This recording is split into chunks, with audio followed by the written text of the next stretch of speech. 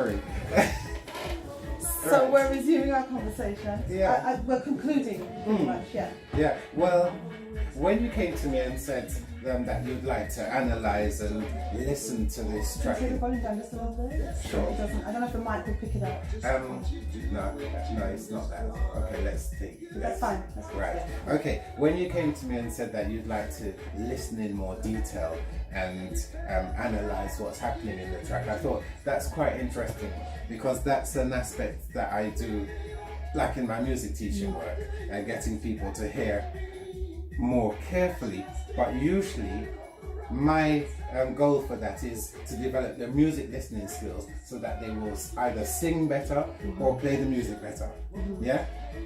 What you're doing is developing it that they will understand life better. Absolutely, absolutely. And I think that's an amazing approach. Absolutely. Yeah? It's amazing how interrelated things are. And oftentimes we do see things in isolation. Yeah. So you will be developing, I mean, I know you say you do this normally so people can either sing better or play better. Yeah. But I have used your services so that I can be aware of even how I speak. You know what I mean? So it's not just singing, it's about, you know, the impact of speaking.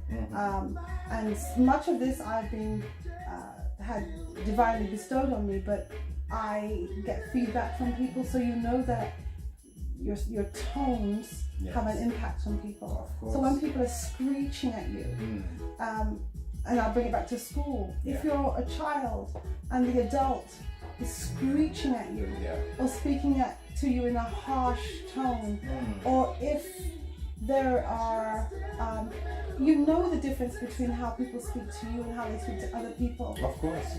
We need to be aware of the impact of that, because some people are aware of it and they know what they're doing. They know they're affecting your self-confidence and all of that. So now my phone's ringing and I'm gonna just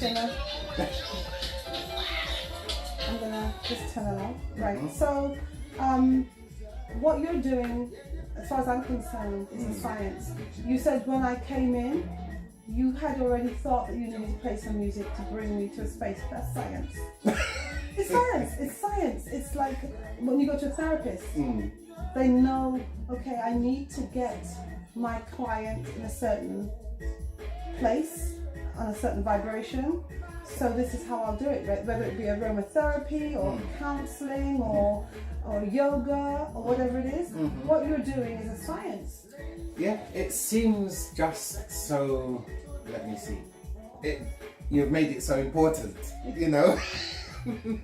My point is that it's important, Yeah, so that is quite touching to me actually.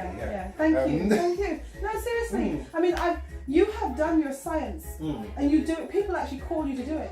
Because when they have important events, you know, if there's a marriage or if there's a, I've called you. I've called you and asked you to play when my mother, when we're having the ritual for my mother, I asked you to play. When my daughter was getting married, I asked you to play because I know you're a scientist. Do you know what I mean? Seriously, I wouldn't have asked just anybody to come and do it. Yeah. And it's something that musicians have, lots of people in the creative arts have, and I don't think it's valued enough. I'll give you an interesting example of how I see it, certainly in the reggae music arena, which is one that I really respect and appreciate. Yeah.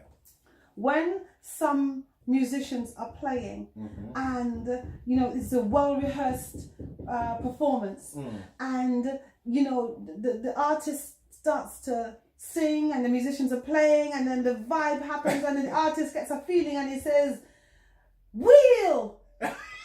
The artists know, the musicians know what that means. It means take the track back and let's start again from the beginning. Yeah. Or just take it back to the bridge. Or they know what it means, right? Yeah. I have watched, I think it was the Reggae Philharmonic Orchestra. I watched a performance by John Holt or someone. And he did a thing where he said wheel. And I saw the musicians flicking through the music sheets, you know, trying to work out what it is. Yeah. And I think that's the difference between what I'm talking about. That, you know, when you have the gift, it was divinely bestowed, and someone says, boy, I feel it. Mm. And you don't lose track of what you're supposed to be doing, but you know you can bring it right back to a place and do it to them again. Do you know what I mean? So that's why you said to me earlier, so you can repeat it, can't you? Absolutely. Oh, right. Absolutely. And you know how to do it. You know it well enough that you know how to drop it back in and keep the timing. So the people who are listening don't get a jolt. No.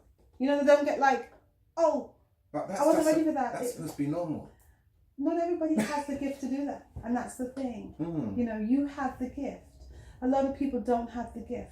And they've all, even if they have the gift was never cultivated. So they, unless they go into a process where they recognize that they have it, and this is how, it's like sports, some people are really good runners, but they still need a coach. Yes. Some people are very good at doing whatever this, but you still need a mentor, you still need a coach, you still need a guide, someone to say, okay, you've got that down, Pat. Okay, try doing it with a bit of this and see how that works, and see the effect on you, and see if it hurts you, and see how we can make sure that you're able to do it, even with your voice.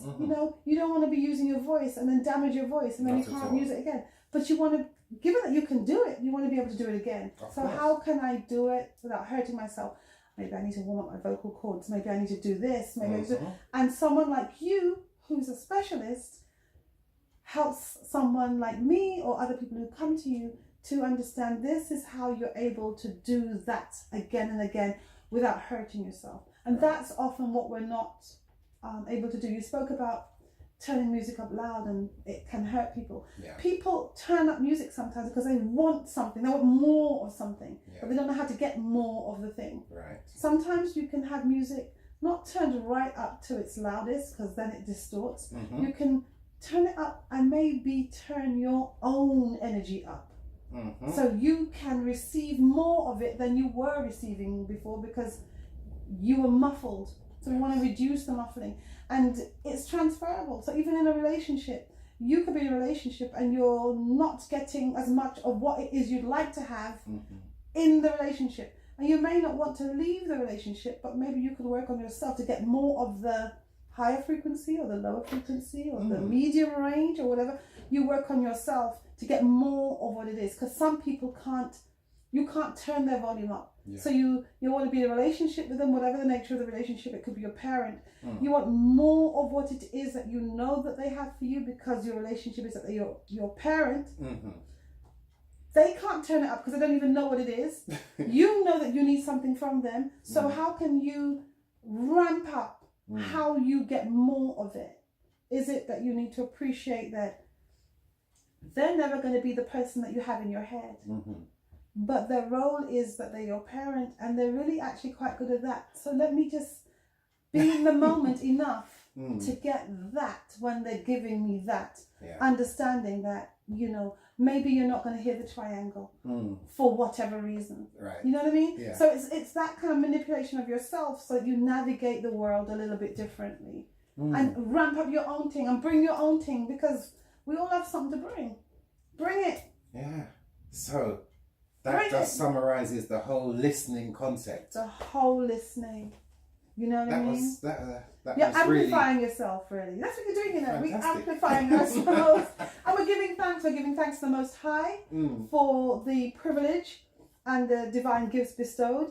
But I'm also holding you in high esteem and recognizing your divinity. I appreciate you. I appreciate you so very much. And I appreciate you too. And whenever I see you, I'm just like, hey!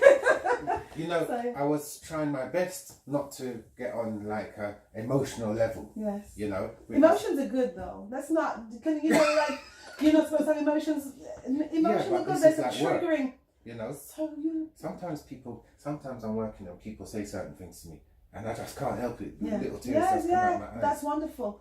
When I'm working. So what's wrong with that? Do you stop working? No. Do you know what I mean? Keep doing what you're doing. Keep doing what you're doing. So somebody's trying to reach me, so I'm going to turn this off. And then I'm going to end this recording, giving thanks for life and giving thanks for you. Oh, bless. It's always a privilege. Thank you so much. Thank you, Sam. Thank you too. Yes.